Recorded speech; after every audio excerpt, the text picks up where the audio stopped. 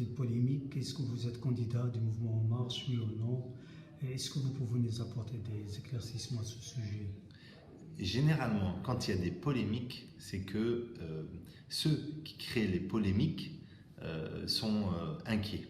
Donc moi, je dis à tous mes détracteurs et tous les gens qui créent ces polémiques de ne pas s'inquiéter. Les Françaises et les Français vont voter, ils sont libres de voter.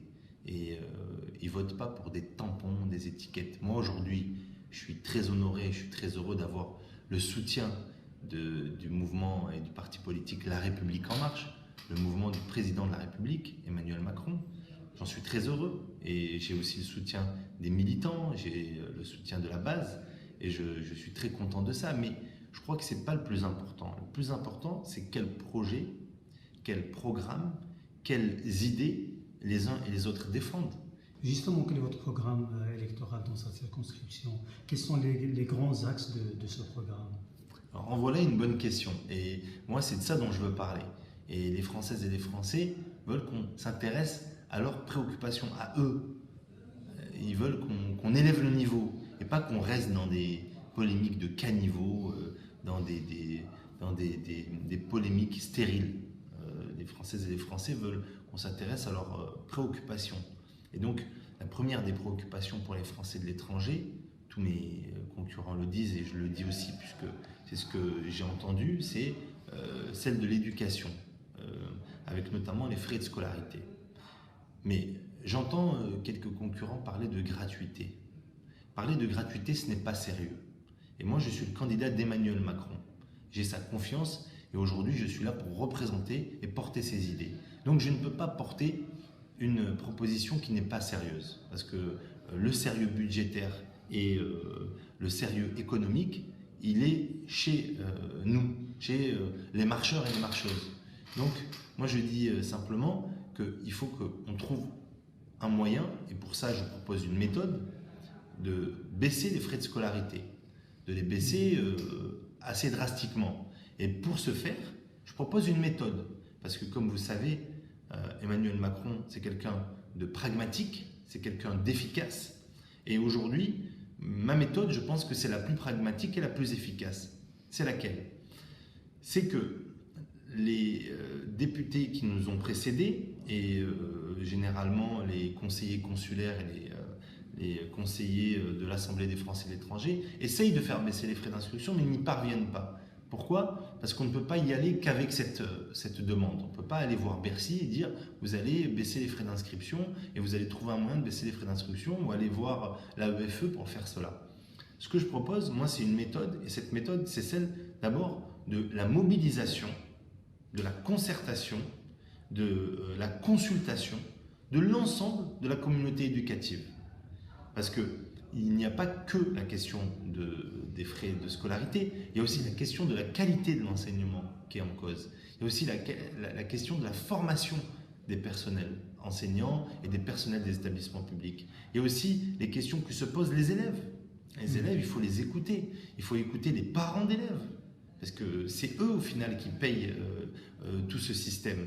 Donc, moi, ce que je propose, c'est d'abord de faire une grande concertation et de parvenir à sortir avec une proposition de loi qui soit une réforme globale dans toutes les composantes que je viens de citer. Et là, on aura une vraie démarche puissante qui permettra de faire baisser les frais d'inscription. Il y a une autre question qui concerne votre appui aux entrepreneurs français installés ici dans cette circonscription. Est-ce que vous avez des propositions pour les aider, pour les soutenir?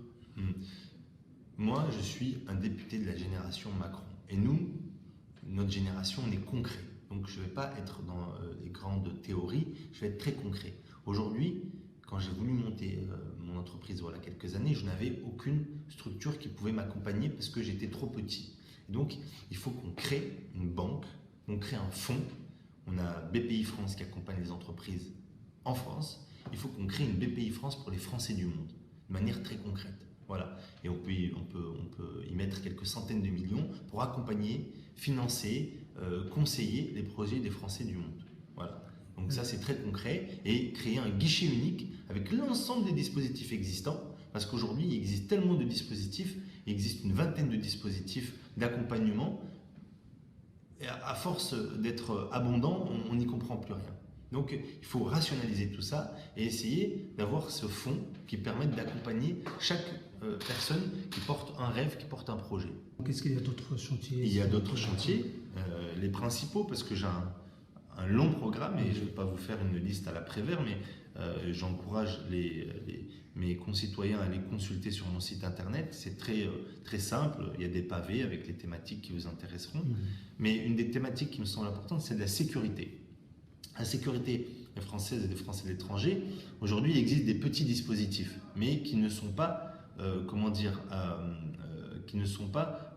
très connus ou alors qui ne sont pas très efficaces. Et donc aujourd'hui, ce que je propose, c'est qu'on fasse qu'on utilise le numérique pour mieux se connecter avec nos concitoyens via des applications dédiées à leur sécurité. La sécurité, c'est quoi? C'est quand des soldats, par exemple en Côte d'Ivoire, et j'y étais il y a quelques semaines, en Côte d'Ivoire, des soldats rentrent dans un lycée, des mutins, et ils rentrent dans un lycée, ils tirent des coups de feu. Et donc les familles sont traumatisées et il faut qu'en lien avec les autorités locales, et j'ai de la chance de pouvoir connaître les autorités locales, j'ai été voir le ministre de l'Intérieur, M. Ahmed Bakayoko, avec lequel j'ai parlé de la sécurisation des lycées. Et aujourd'hui, l'ensemble des parties prenantes sont d'accord pour qu'on revoie peut-être les conventions bilatérales sur la question de la sécurité et pour permettre une meilleure sécurisation de nos établissements en cas de crise, en cas de crise ou de problèmes sécuritaires. Et une application pourrait, via le numérique, aujourd'hui on peut le faire, pourrait permettre d'être connecté directement. Aujourd'hui, il y a des dispositifs qui existent, qui sont un peu vieillots, avec des chefs d'îlots, etc., et des gens qui connaissent au plus près la population française établie à l'étranger. Mais je pense qu'avec le numérique, on peut aller encore plus vite, encore plus loin, et être encore plus présent aux côtés de nos concitoyens sur les questions relatives à leur sécurité. D'accord, vous avez des propositions attractives. Vous avez organisé des meetings avec vos électeurs. Et quelle a été la réactivité? Est-ce que vous pensez que vous avez des chances face à 26 autres candidats qui se présentent dans cette circonscription? Oui, moi je pense que je fais partie de ceux qui, à mon avis, sont les plus sérieux. Et à la fin de cette candidature, je ne délégitime pas mes concurrents et je resterai toujours dans la bienveillance à leur égard, quels qu'ils soient d'ailleurs. Même ceux qui m'attaquent, je ne réponds pas. Et je ne rentre pas dans des polémiques personnelles. Mais en tout cas, aujourd'hui, 27 candidatures, c'est trop. Je crois qu'on est le record de France des candidatures. Donc ça veut dire que cette circonscription intéresse, ça veut dire que cette circonscription suscite de l'engouement. Mais il y a les candidats parachutés qui viennent et qui ne sont pas de là et puis qui mettent leur nom sur un site internet et des affiches.